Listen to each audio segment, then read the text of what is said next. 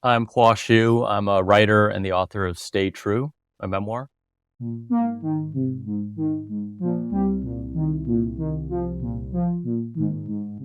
From David Zwirner, this is Dialogues, a podcast about artists and the way they think. Part of what I did was to write the book that I would have wanted to have stumbled upon during this period of my life to sort of show that there's another way to be, or there are ways to turn these feelings of grief into creative energy.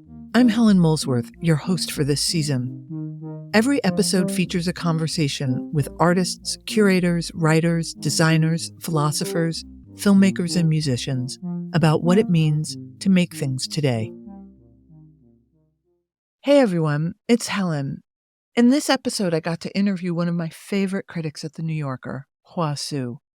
Hua is also the author of Stay True, a memoir about friendship and loss that won a Pulitzer Prize in 2023.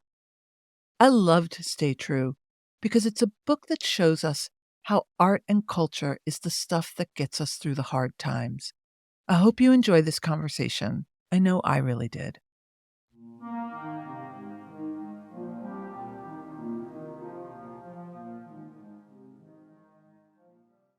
Hi, Hua. I'm so happy to have you on the podcast today. Well, thanks so much. It's a real thrill to be here talking to you.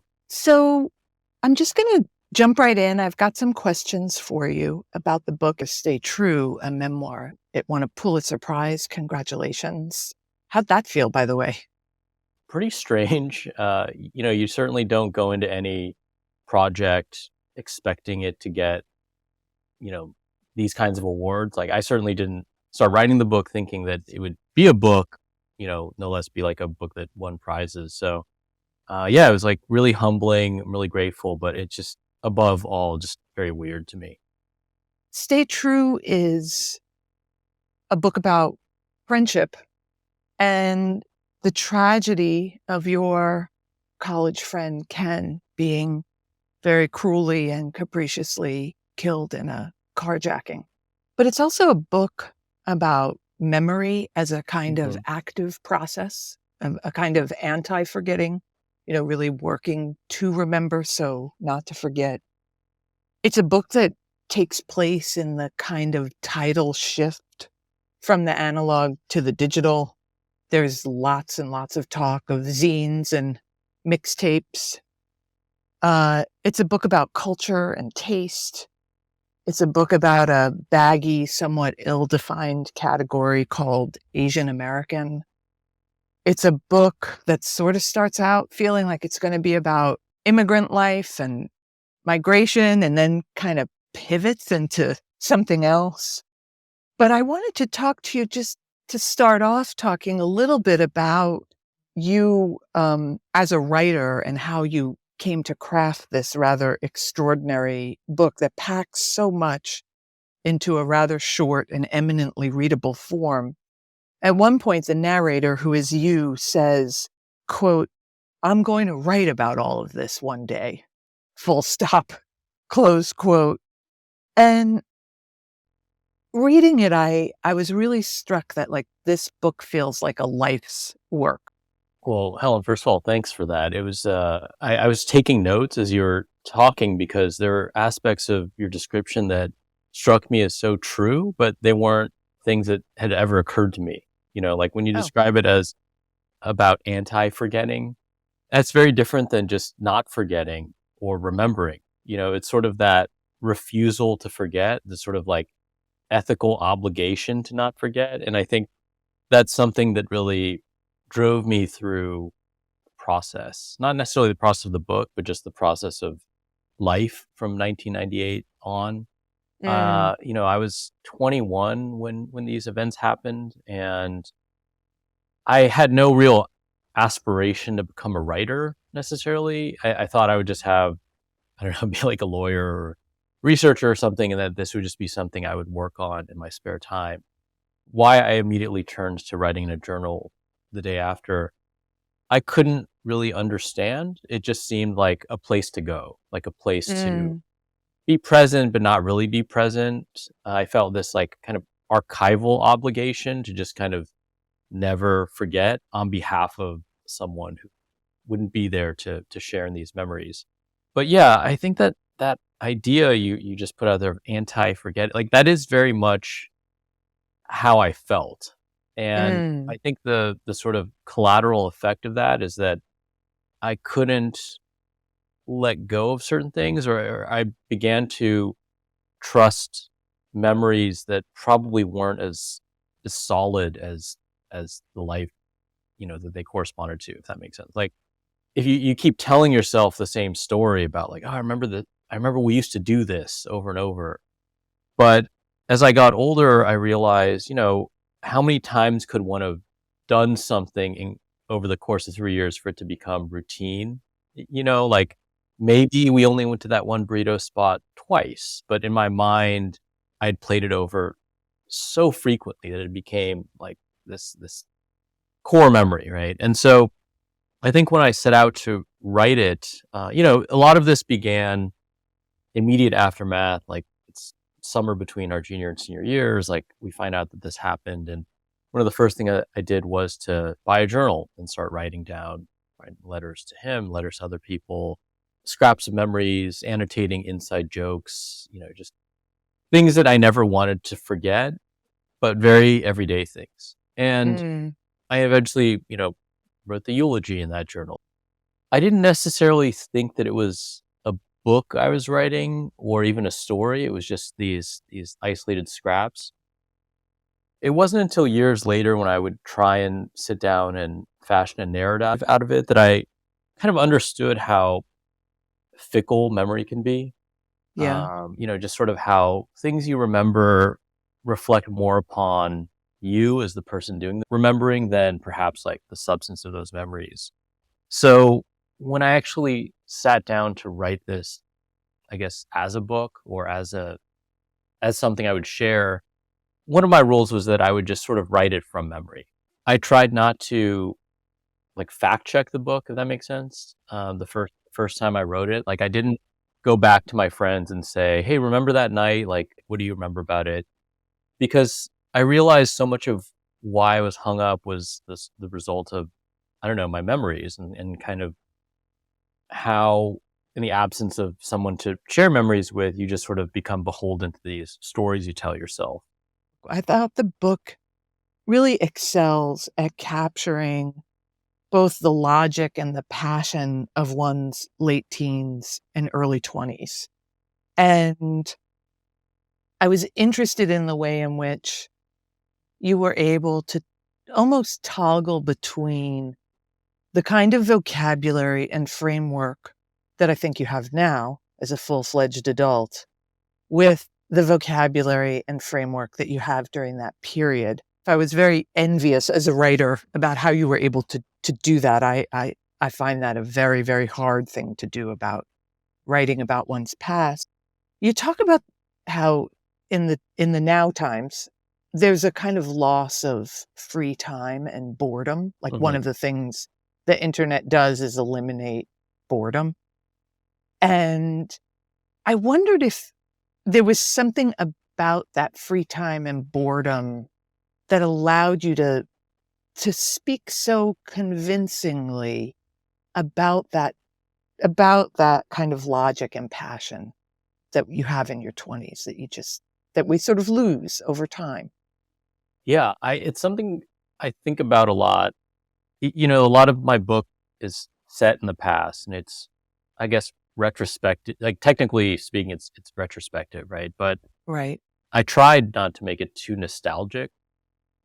Even though I think people, particularly people that are like in their 40s, maybe feel a sense of nostalgia when they read it because there's space for them to kind of insert their own experiences or think about like adjacencies.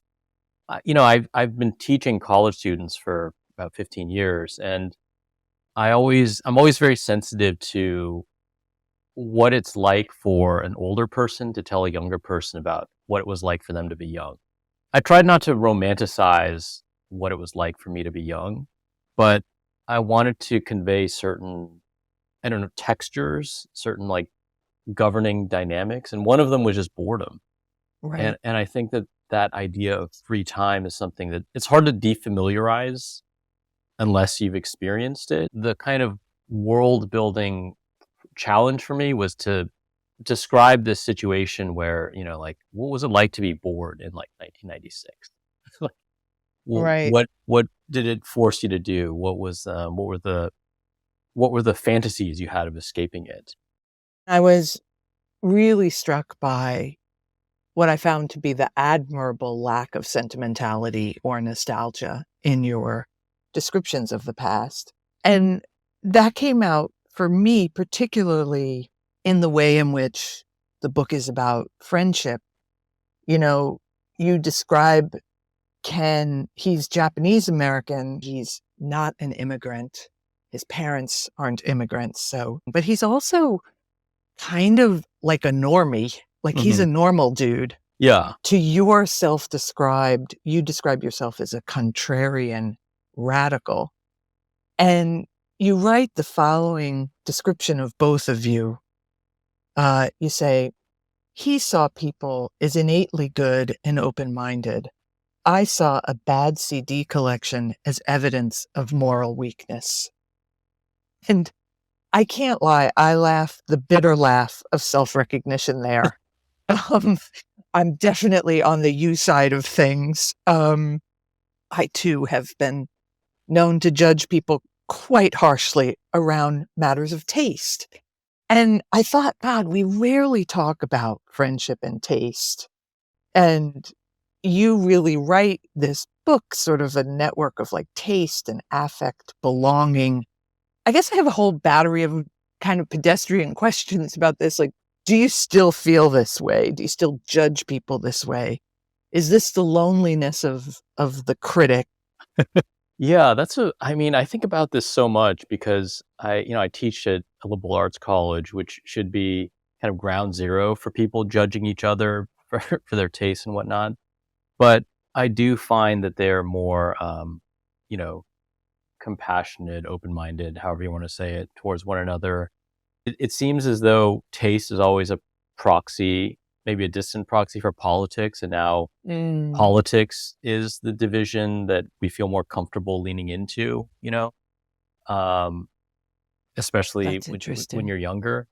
But I think one of the reasons I write less criticism now is because I have also, like softened in old age, or maybe I'm just more aware of the influence that things like, the sort of like formative friendship in the book is about me years later, sort of coming around to this perspective that Ken had and that was like expressed in his taste too. Like there's something a friend of ours said to me in a letter that I didn't print it in the book, but it's something I think about a lot. And I think I was just like really sad for whatever reason at some point in the 2000s. And then my friend wrote to me like, you should put on one of those like happy ass power ballads that Ken used to listen to. And I think it is just sort of me over time becoming more comfortable with just kind of those kinds of expressions of big emotions, or sort of like um songs that I just would have never acknowledged liking when I was younger. And so I think having written this book where sort of part of it is me coming to terms with like, yeah, there's some good Pearl Jam songs. Like I have a much harder time now exercising that sense of critical. I mean, I don't even know if it's critical scrutiny, but just sort of like snobbish judgment that I once had, or I once held on to. There's a lot of talk in the book about zines and zine culture and mixtapes, both of which I also lived through and made and received as gifts. And those things were so absorbing, so powerful. Yeah. I mean, talk about anti-boredom. Like you could you could spend a whole day making a mixtape, I mean, just epic, epic amounts of concentration. To then basically give it away as a gift, Yeah. with no payment, this different kind of economy of gift. And your book actually talks about Marcel Mauss at certain points, and the economy of the gift. And I wondered if you had a version of both the past and criticism as somehow being bound up with the logic of being a fan of, like, did zine culture and mixtape culture, is that what, like, pushed you into criticism, or is it your fandom that pushes you into criticism in a way? Like, how do you think you moved from making those things to being the kind of writer you are today? Wow, that's a really fascinating question because I do feel like there is this tension there between just being a fan and being a critic that didn't really dwell on when I was younger. For certain people, maybe in certain settings, like intelligence is expressed through being critical. Like every graduate seminar revolves around the person who can make the most like Right. critically withering remark, and that's Right. like the mark of smartness. I remember how formative it was to make zines and to sort of circulate them and send them to people, and you didn't pay for them. You just sort of like, I'll send you mine, you send me yours. And after I finished to draft the book, I was reading some old zines and I was reading the reviews because like zines would always have reviews of other zines. And they were often so harsh towards one another. Like I had completely forgotten that I sent my zines to a lot of people whose zines I liked, and that their reviews were like, yeah, this is like actually like not very good, but if you want it, send $1 to this guy Hua in Berkeley. And and that even though I remember it as this community, it was a community, but it was also one where there were these standards, and that we had no problem enforcing those standards like pretty in pretty tough ways upon each other.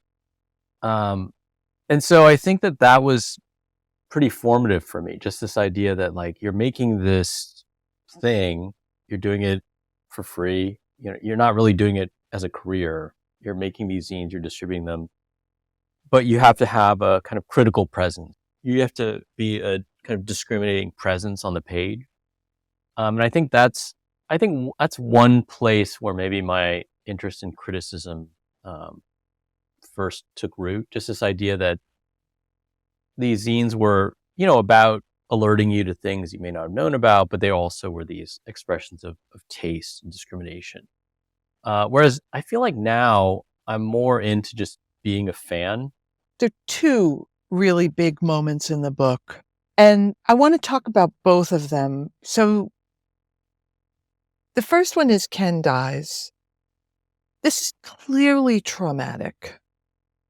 But one of the things I found so compelling about the book was that it didn't resort to trauma as a lens through which to narrate or interrogate either the event or your memories of the event.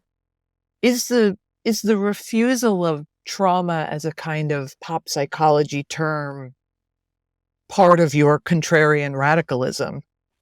To me, I was sort of acknowledging this traumatic effect because, the book is about the kind of usefulness or not of language, or just sort of like these blockages, or even this kind of fascination with other people's traumas, right? That take root. But I don't think I used the word, or if I did, it wasn't until kind of a scene that's set later.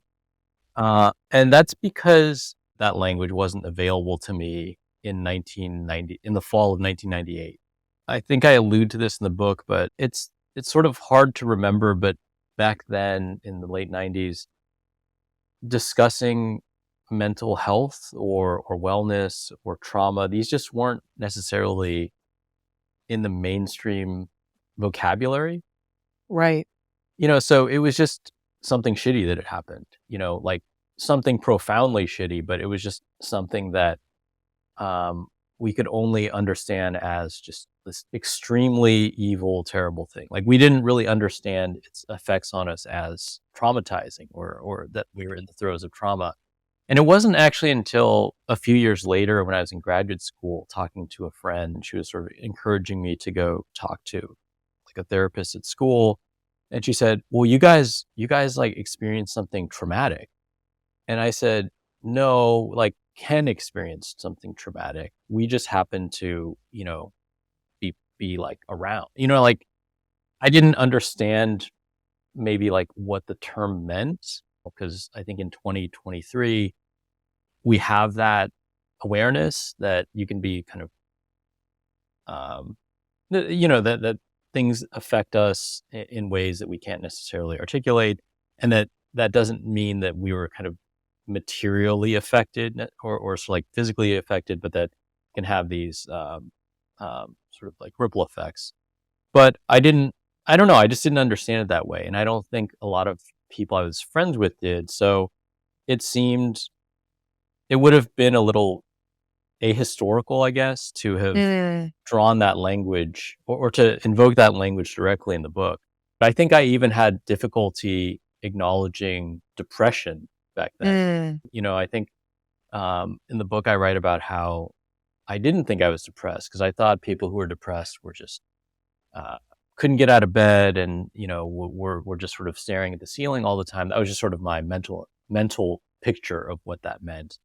Whereas I was, trying to pack my days with as much activity as possible just to tire myself out. So I think that I tried to stay within that kind of the imagination available to who I was, say in like 1995 or 1998 or 2000.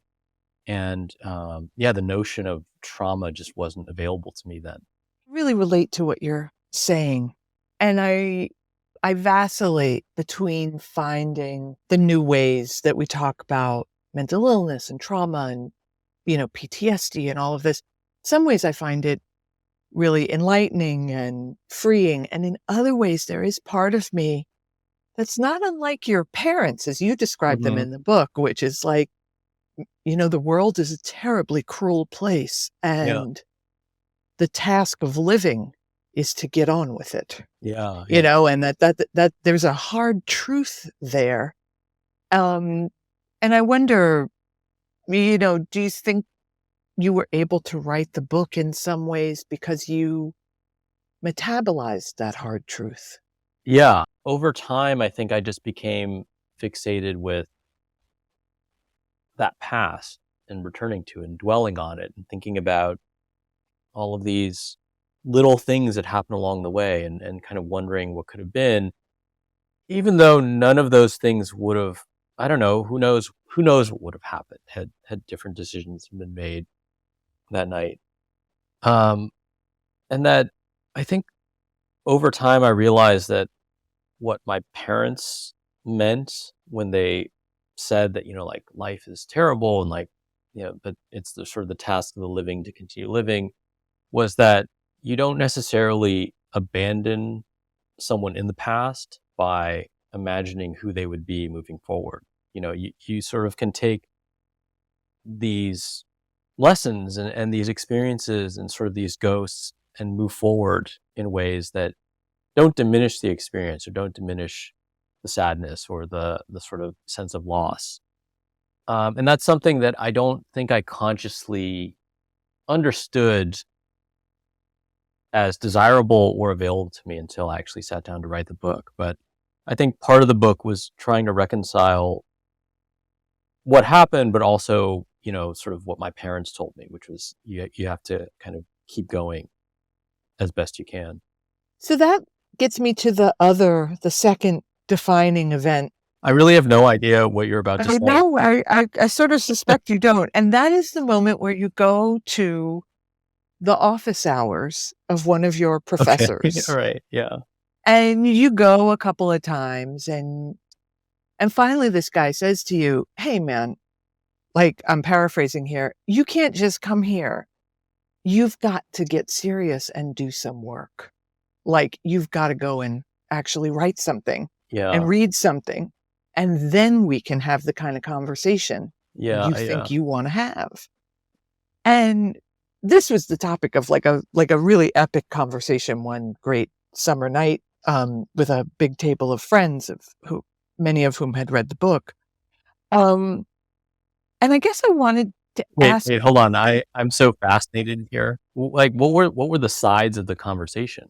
Well, it was a conversation about the crit in art school. I see. My generation of people who went to art school, the crit was ruthless. A work got put on view and it could get just utterly dismantled. Yeah, yeah. And today's crits, they're kinder and gentler. And it's not that today's crits don't go south, but there's way more emphasis on saying what's good about the work or strong about the work before anyone says anything critical at all. Right, right. And so there was a debate happening at the table about, what do you want from a professor? What do you want from a crit? Yeah. And this instance in your book was brought up as emblematic of the teacher who says, like, hey man, like go and get real, go and do something. Yeah. I think the book was being held up as exhibit A, right? Like, this is what happens when you have a teacher who tells you, don't just sit in here and flap your gums at me, go and do the work. And here you have this book that is emblematic of doing the work. And I guess I just wanted to ask you a little bit more about that, how you navigate that water of the toughness of making the work, of doing the thing, of writing this book. Wow, you just made so many connections that I had not. Now to hear you describe it, like it makes perfect sense that like the book itself is also an instantiation of that thing of like you can't just kind of dwell on things, you got to just go out and like do the thing itself. Yeah, I remember that scene very vividly. I think I was just seeking mentorship, and my mentor did not want to give me the form of mentorship I wanted, which was just, I guess, unearned encouragement. Like I would say that I'm more of a proponent of like the praise sandwich than just kind of the kind of coming in hot. And that's sort of how I would write when I was writing my scenes. I was very comfortable being withering in writing, but probably less so in person. But I think now that I am in a position of that professor in the book, like I'm the one now who students come to office hours to talk to. I think I'm more sensitive to the challenges of their daily existence. Does that make sense? Like, I don't think that my professors had much access to or interest in our lives outside of school. I think now we get so much more of their life, whether we want it or not. And that it sort of has engendered a kind of sympathy for me on my part. But yeah, I think there's probably different needs on the part of the student than when I was an undergrad. And it's a balancing act, just trying to figure out what those needs are and how they change. My last question for you, I came away with a really strong sense that what the zines and the mixtapes, what art and literature and poetry and music, what it's all for in the end is actually, it's what gets us through the hard times. And I felt kind of lucky to, that I had culture in that way. And I wondered if you did too, if the book is, for me, the book is partly like a book that's an argument for why those things are so very, very necessary. I think I started writing the book for pretty selfish reasons or just sort of reasons that were just so intimate that I didn't think they would register with anyone else. But, throughout my whole life, and I think in an accelerated way since the late 90s, I do go to record stores or bookstores in search of art, not just for pleasure, but just to kind of, deepen or to interpret experiences that are sad, or mournful. Like, I mean, I have a very vivid memory like that around 1998, going to Amoeba. I would always go at night in search of the album that I thought could explain how I felt back to myself. You know? Mm. And one of the records I picked up was Pharoah Sanders' Jewels of Thought. And there's this song, Huma, which is very similar to Creator as a Master Plan. Like, it's just this Mm-hmm. piece that is so anarchic and stormy, but also blissful and peaceful. And it was one of the first times where it worked. Like, I went to the record store tonight, I picked up a record, I'm like, this is how I feel. There are aspects of the song that are how I want to feel too. Mm. And I think part of what I did was to write the book that I would have wanted to have stumbled upon during this period of my life, to sort of show that there's another way to be, or there are ways to turn these feelings of grief into creative energy, or an energy of or an ethos of love or mentorship that you take into your life elsewhere. And so I hadn't thought about the book as this kind of expression of like how art or culture can help us through these hard times, but it's certainly why I would consult art and culture and books and records and things. And it's humbling to think that that could, you know, be the case for someone else too with this book. Yeah, I think that's very much what this book is and will probably, I bet, will become for people. I want to thank you again so much for coming on the podcast to talk about your really wonderful memoir, Stay True. I'm just so glad to have been in dialogue with you. Thanks so much, Helen. This was a real delight. Dialogues is produced by David Zwerner. If you like this episode, please follow, rate, and review us on Apple, Spotify, or wherever you listen. It really does help the show. Thanks so much for tuning in. I hope you join us here next time.